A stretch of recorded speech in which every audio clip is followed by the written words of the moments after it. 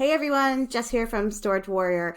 As I've promised in my February episode, I'm going to start doing these month in review little short episodes on YouTube where I just go over what kind of sales we made in a month, what a couple of my favorite sales were, why I think our business performed the way that it did, and sort of what I see going forward for the next month. I hope you find it interesting. If there's certain things that you want me to incorporate into these videos or certain things that you want to know, please leave a comment and tell me how you would like me to deliver these videos to you. This one's going to be fairly short.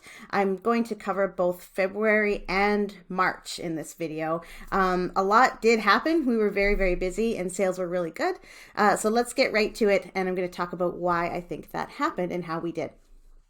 So first of all, here's February, 1st to 28th. So February is a short month, but as you can see, significantly better than January. January was really hard, and you can go back and listen to episode 23, where I do my January month in review via audio.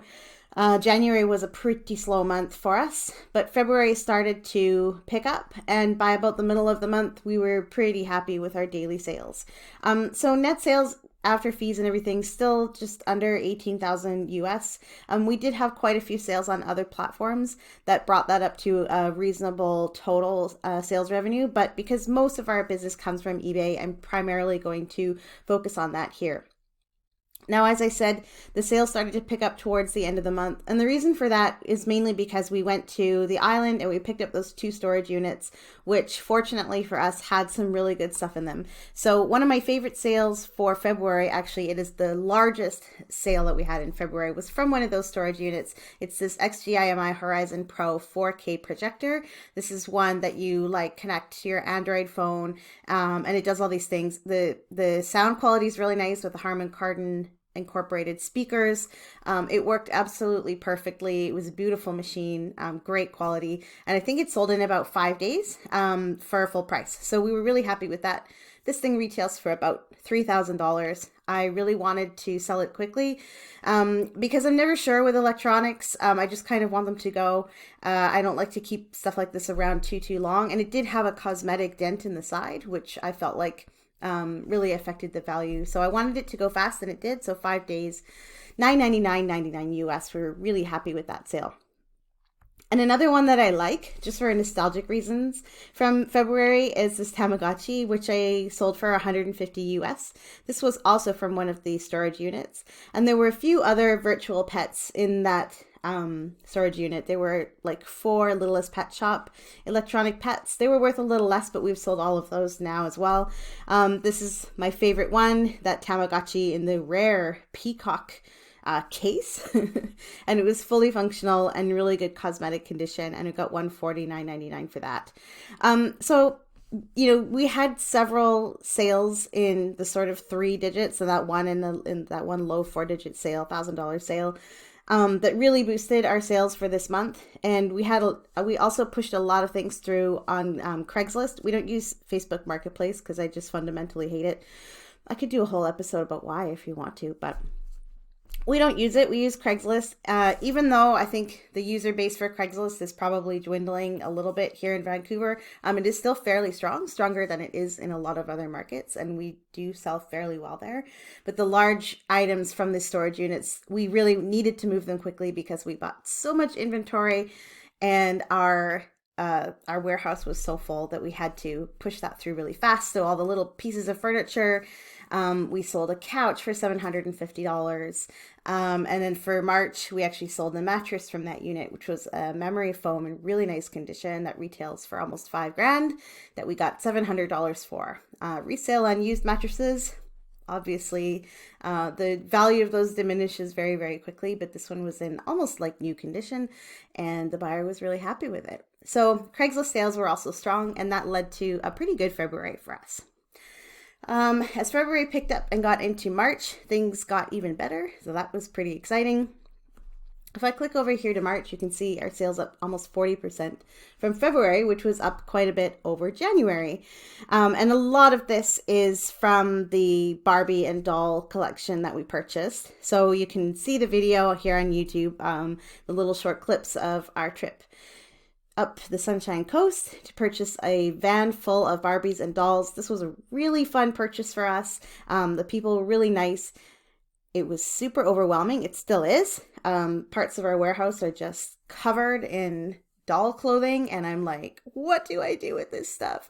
It's been an incredible learning experience, and I know that I've let go some items probably below their market value just because Barbies and dolls are not a category that I know a lot about. But I'm also happy because we were able to recoup our investment quite fast. We recouped our initial investment of $12,000 Canadian in about 2 weeks, just selling items from that specific pick. So, that didn't include all of our other sales. And it took less than 4 weeks for us to be totally profitable. That's covering all eBay fees from those sales, all of our labor costs, and all of our shipping. So we're doing very well with that, and it showed in March. We also had some fantastic sales on other platforms, including one, I guess this counts as April, but just yesterday I sold my scooter. I had an old Yamaha 2-stroke engine scooter that I hadn't been using for a long time since I recently bought a car. And this scooter, I've owned it since 2005, and I managed to get $2,000 for that. So super happy with these sales. We hit over $1,000 a day in sales for, I think, all but 5 days in March. So that was pretty fantastic. So you can see our net sales are really strong here. And I'll show you some of my favorite sales from March. One of them is this G.I. Joe Action Pilot Crash Crew outfit. So this is just clothing from 1966 that fits the G.I. Joe doll. We had 2 or 3 of these new in the package, plus some other ones that are smaller and they go on cards that we were getting at least $150, $200 for as well. And we almost sold out of those.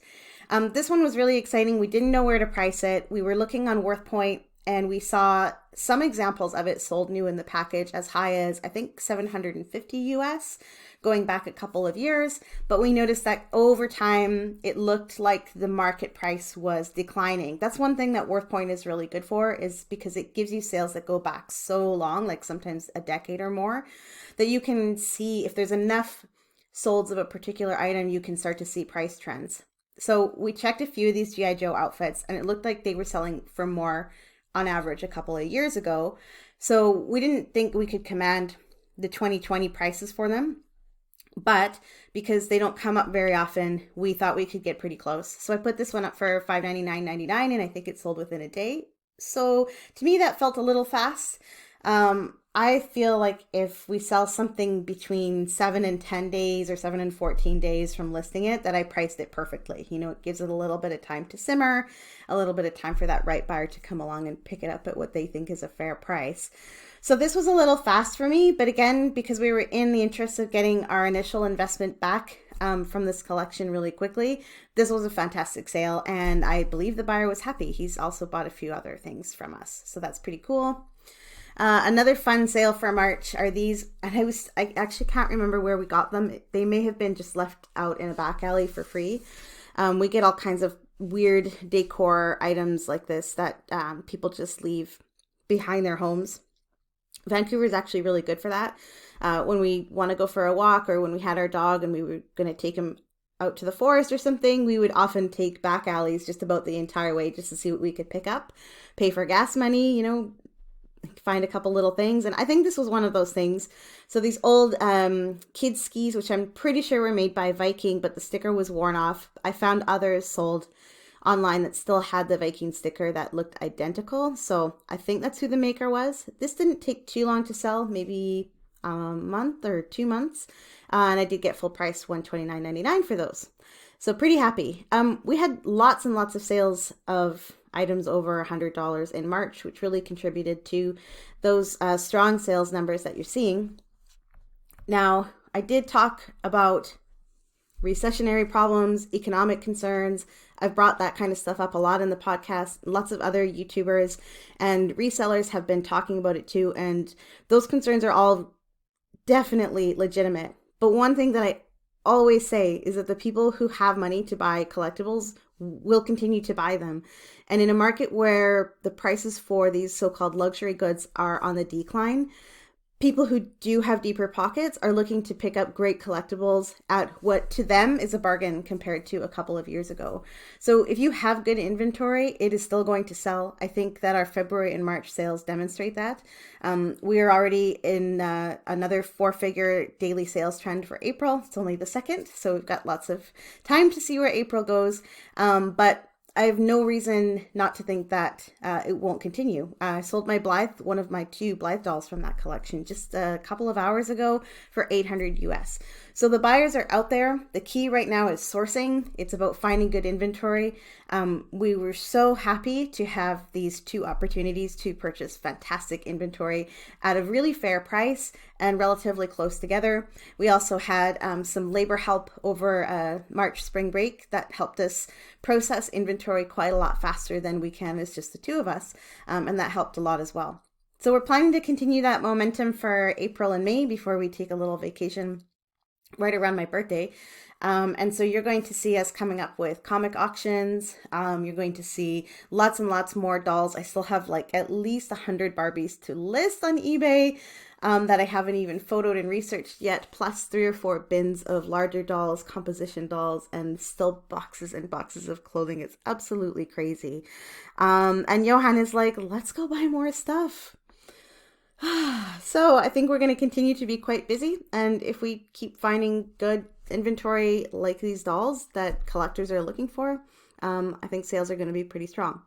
What's not doing well for us right now is diecast. Diecast is not doing well at all. We have about 800 listings of diecast cars, and it has historically been one of our strongest categories, and I can't get these diecast cars to move. I did update some listings, looked for a few things about the listings that were maybe not quite clear, brightened up some photos, did some of it, and then I put on a 40% off sale where buyers can also get an additional 5% off if they bundle 2 or more items. So it's a really big discount. I started that, I think, on Thursday, so like 3 days ago, and it has yet to result in a single sale, which is very surprising. Those tactics usually work really well. So we're not really sure how to get that category going again for us. The only way I can imagine is to list more diecast, because like sells like. So if we spend some time listing some of the diecast we have in our stored inventory that's unprocessed, we may be able to move some of the older listings. However, diecast isn't a category that I particularly like, so I'm not super motivated to do that. Plus, I still have all of the Barbies and dolls to deal with as well. So if you've got a way that you think we could get rid of some diecast, I would love to hear your ideas. We may take all those listings down and do an eBay auction for them. And then the ones that don't sell, we might take off eBay completely and then do a local auction for the rest.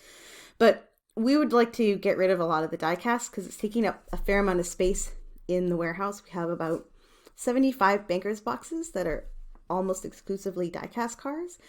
And that's just too much. We need that room for other things and for more exciting inventory.